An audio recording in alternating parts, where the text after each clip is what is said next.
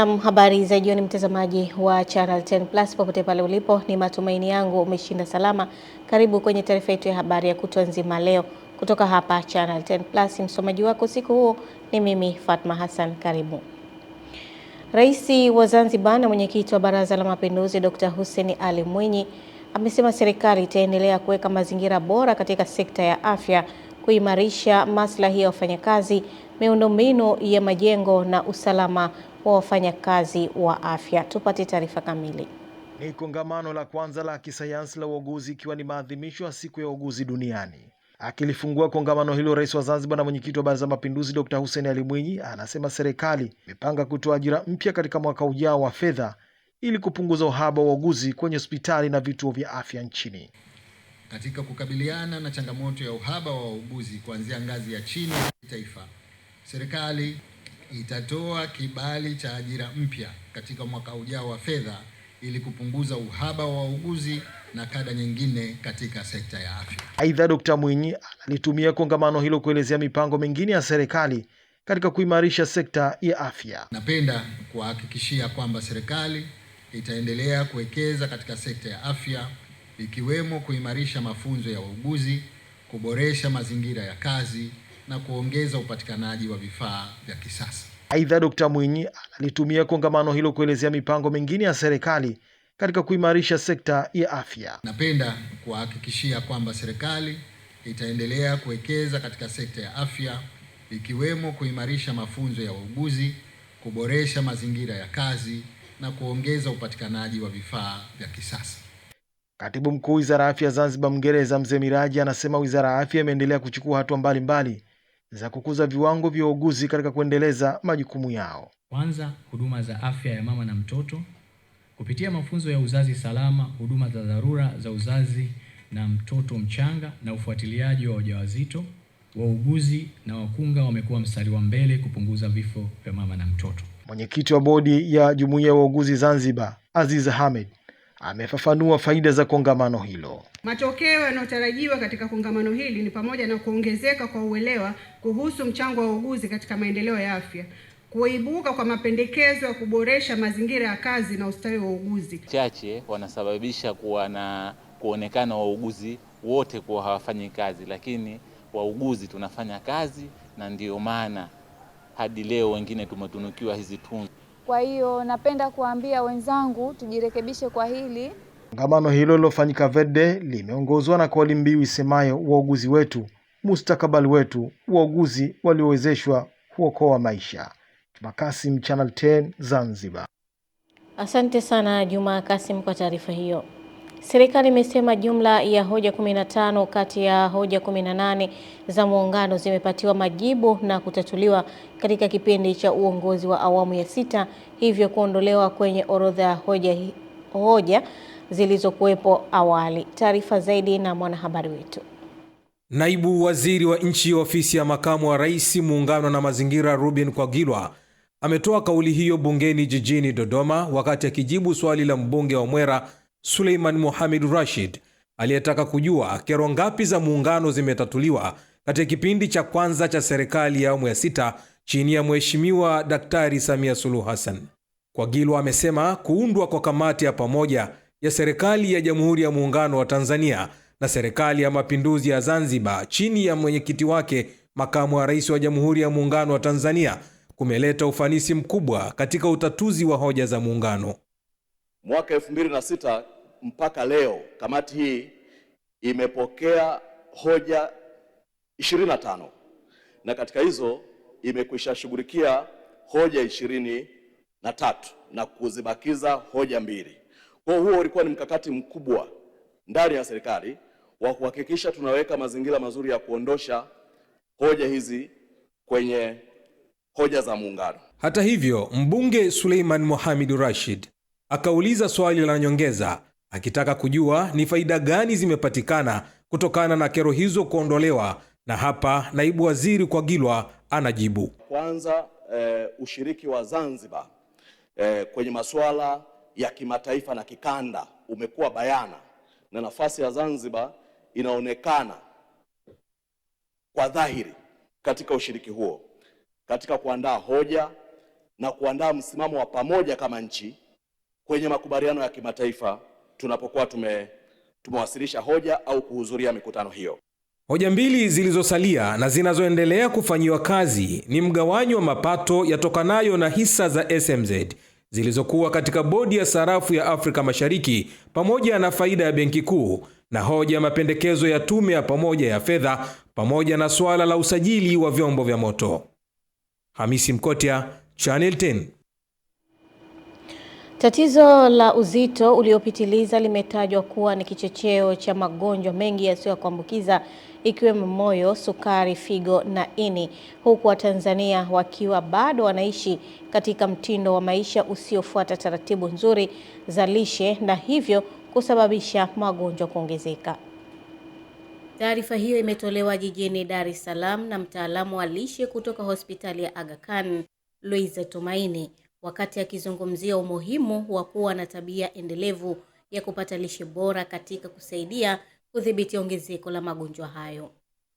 Hata hivyo, mtaalamu huyo amesema zipo njia nyingine za kutibu tatizo hilo la unene uliopitiliza, ikiwemo mfumo wa chakula na homoni, uwekaji wa puto maalum tumboni, upasuaji wa kupunguza tumbo la chakula pamoja na dawa. Tunajitahidi kwenye kupungua uzito iwe ni njia sahihi. Unapunguza uzito lakini mwili wako unakuwa ni healthy. Wengi wanapunguza uzito kwa baadhi ya vyakula ambavyo labda ni restrictive diet kwa Kiingereza nitasema, ni vyakula ambavyo vimekubana kwenye kuzingatia kwa kitu fulani. Labda ukaambiwa usile wanga pekee kabisa au usile mboga, baki kwenye protini na mafuta kwa kiasi kikubwa.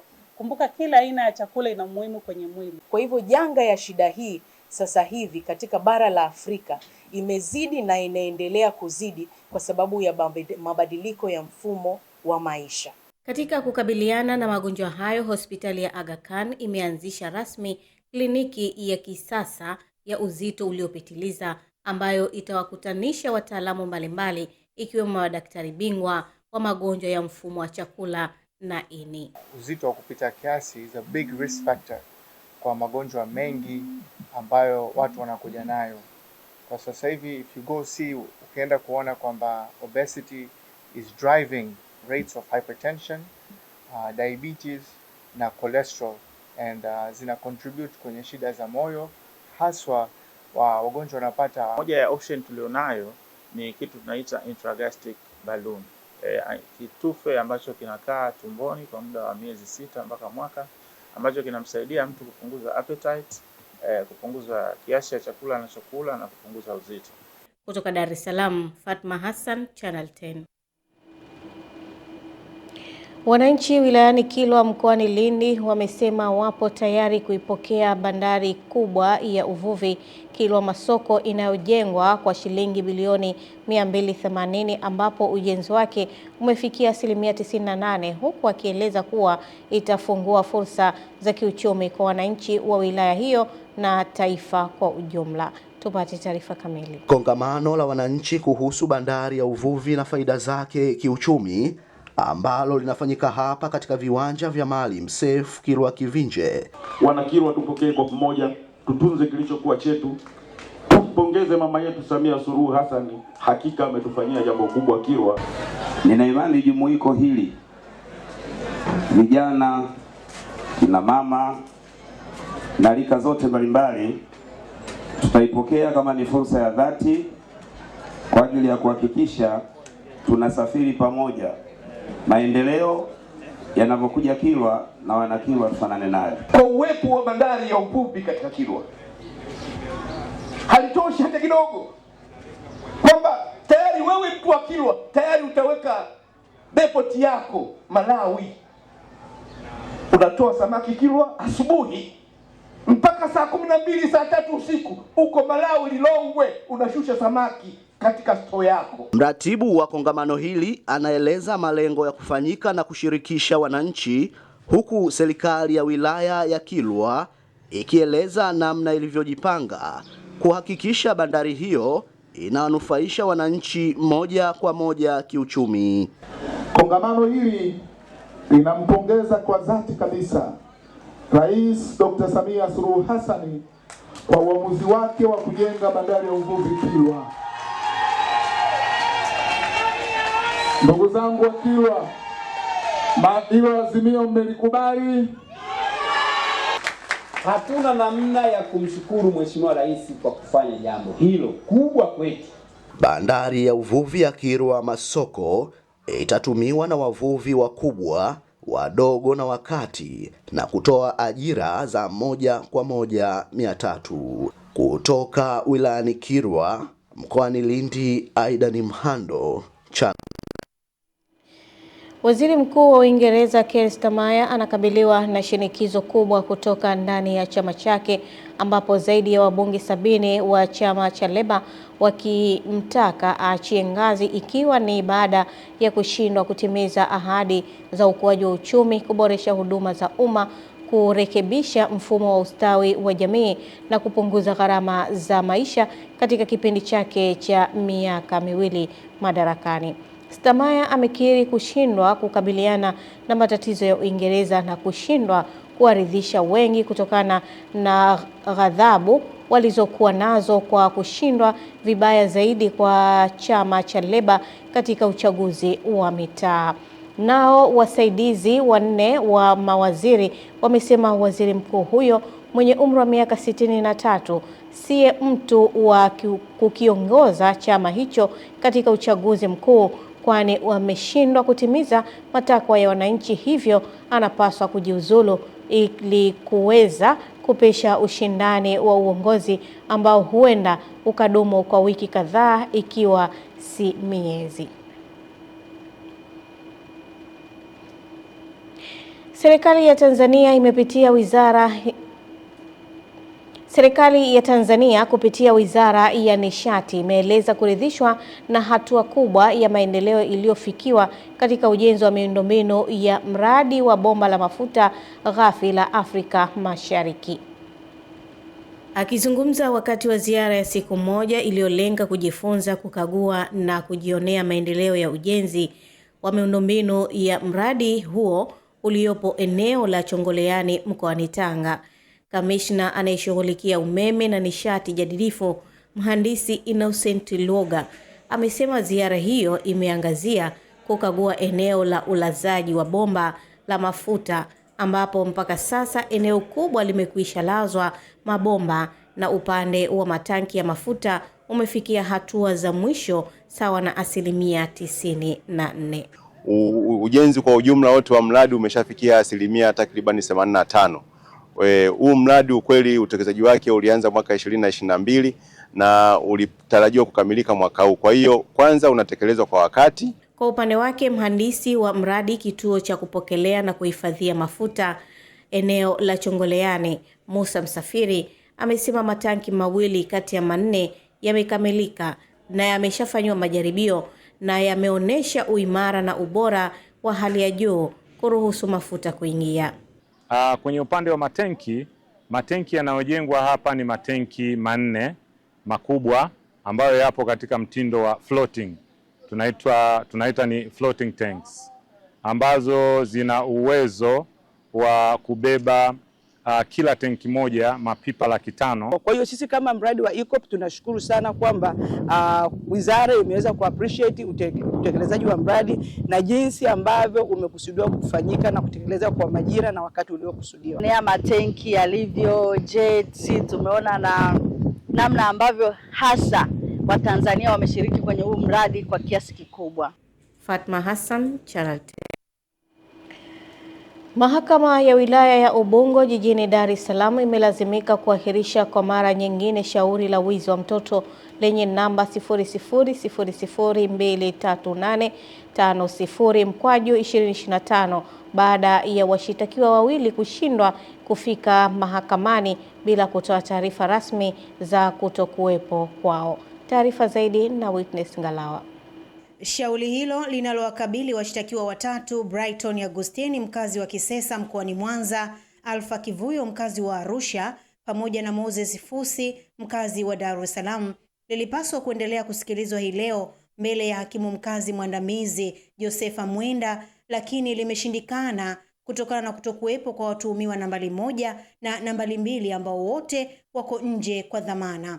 Kutokana na hali hiyo, hakimu Mwenda amesema mahakama haiwezi kuendelea kusikiliza shauri hilo bila uwepo wa washtakiwa wote, na hivyo kumwagiza wakili wa serikali Happy Chacha kuhakikisha hatua za kuwakamata zinatolewa mara moja dhidi ya watuhumiwa hao wawili. Tangu kutokea kwa tukio hilo lilotokea Agosti 26 mwaka jana katika wilaya ya Ubungo, ambapo mtoto mwenye umri wa miaka 3 alidaiwa kuibwa akiwa nje ya nyumba yao akisubiri gari la kwenda shule. Kwa mujibu wa taarifa za awali, mtoto huyo alipatikana siku hiyo hiyo mchana katika eneo la Mbwewe mkoani Pwani, hali ambayo ilizua mjadala mkubwa kuhusu usalama wa watoto. Katika maelezo yaliyotolewa mahakamani, ilielezwa kuwa mtuhumiwa nambari 1 Brighton Augustine amekuwa akishindwa kufika mahakamani kutokana na matatizo ya kiafya yanayotokana na kipigo alichodaiwa kukipata kutoka kwa wananchi wenye hasira kali siku ya tukio, ambayo inadaiwa kuwa alipata majeraha makubwa sehemu mbalimbali za mwili ikiwemo kichwani, hali ambayo inamfanya kupoteza kumbukumbu mara kwa mara na kulala muda mrefu anapotumia dawa.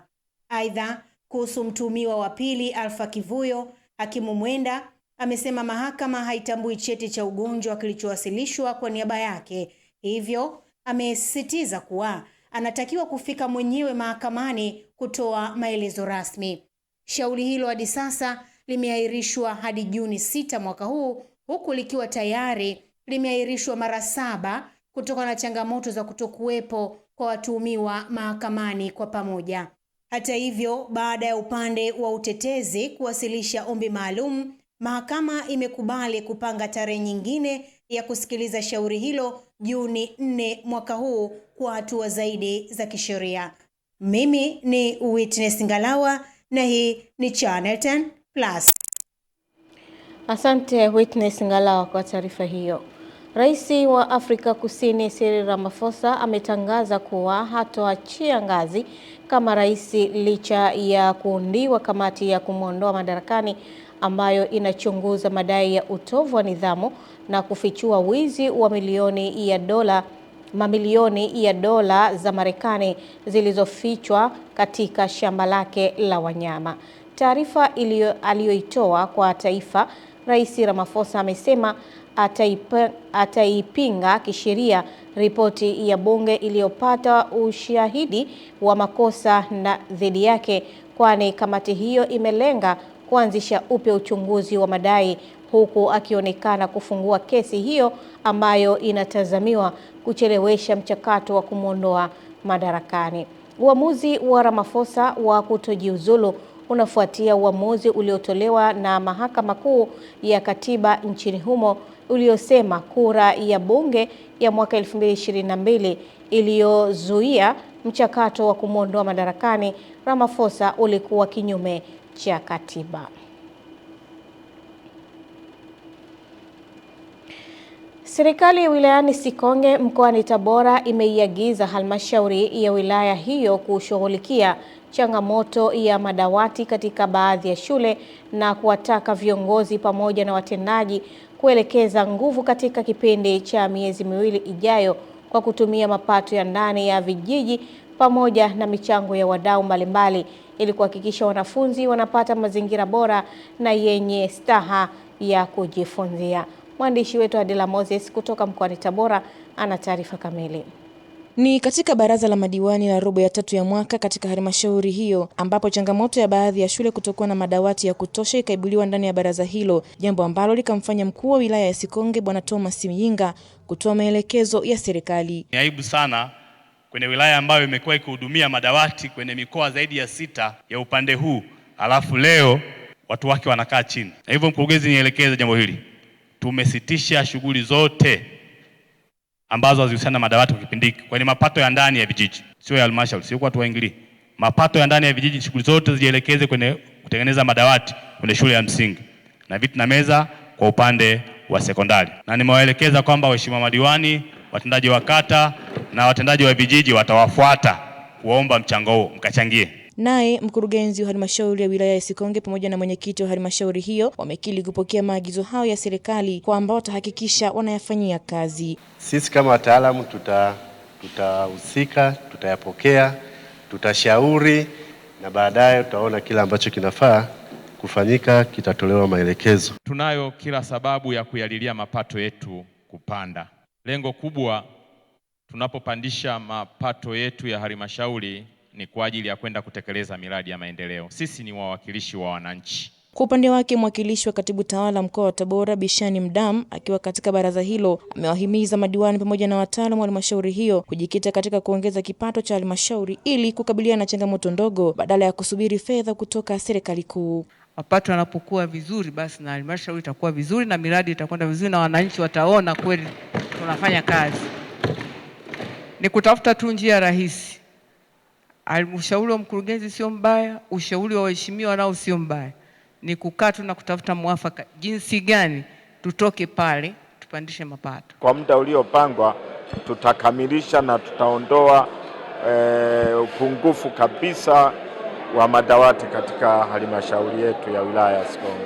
Halmashauri ya wilaya ya Sikonge imeendelea kuimarisha ukusanyaji wa mapato ndani, ambapo hadi kufikia robo tatu ya mwaka wa fedha 2025-2026 imefanikiwa kukusanya shilingi bilioni 4.8 sawa na 90% ya lengo la makusanyo ya shilingi bilioni 5.3 lililowekwa kwa mwaka huu. Kutoka hapa halmashauri ya wilaya ya Sikonge mkoani Tabora, Adela Moses, Channel.